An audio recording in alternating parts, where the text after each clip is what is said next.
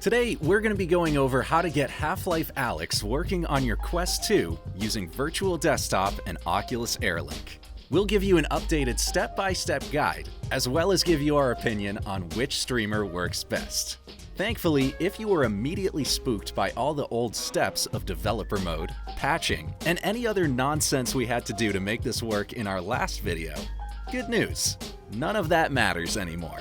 To play Alyx on your Meta Quest 2, you now have a couple of easy options to choose from. But before we keep going, it is important to note that Virtual Desktop does cost $20, while Airlink is free. But we'll compare the two side by side and see which one works better. First up, let's go over our original hero, Virtual Desktop. The process to get it going is much easier now.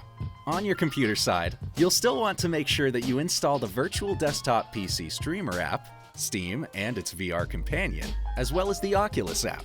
And if you haven't already, you'll also want to be sure to run the Steam VR performance test. This is a free way of checking if your PC is VR ready. We'll put links to all of these in the description. So, open up the Virtual Desktop Streamer app, type in your Oculus username, and we recommend using the H.264 codec. Log into Steam, and also make sure you've connected to the Oculus app on your PC. Now onto the headset. Strap that bad boy on and you'll want to buy and install the Virtual Desktop app in the Oculus Store. And that's it. As long as your headset and computer are on the same network, you should be able to see your computer via Virtual Desktop, open up Steam VR, and run Half Life Alyx or any other Steam VR game you own. Now onto Oculus Airlink.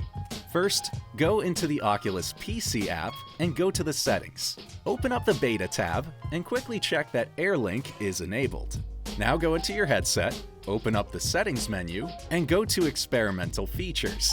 Toggle Airlink to open up the pairing menu, and you should see your PC. Confirm the link on your PC, and you should be brought to the Oculus Airlink home environment in VR. There you can lounge around in your digital apartment or jump right into some games. In case you're not seeing Steam VR in your list of applications in Airlink, just be sure to show unknown sources in your filter list.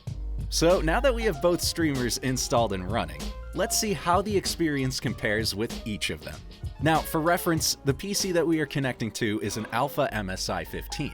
It's definitely nothing crazy or top of the line, but it does a good job of running Alyx at decent settings. We've listed our specs here, but if you're interested in streaming powerful VR games with no PC, there are services that allow you to do so.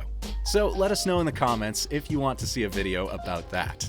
Side by side, both Virtual Desktop and Airlink stream games from your PC pretty well. We didn't really notice any difference in quality or latency between the two, for the most part, though it is important to note that we did experience a couple crashes when using Airlink. If you do experience any latency issues, both streamers do allow you to change refresh rate and bitrate settings in their menus, though we much prefer the amount of control that Virtual Desktop gives you. Remember, higher bitrate means higher quality, but that may mean more latency issues. Of course, you can also jump into Half Life Alyx's settings in-game to improve your experience as well. So which one do we like better? For us, we go with Virtual Desktop. Aside from the fact that Oculus Airlink is still an experimental feature, and that we did experience a nauseating crash with it, Virtual Desktop put the original hard work to get PC streaming onto the Oculus, and those developers deserve every dime that they charge for this software. There's no more tedious steps to get it running, and everything operates well once it's installed.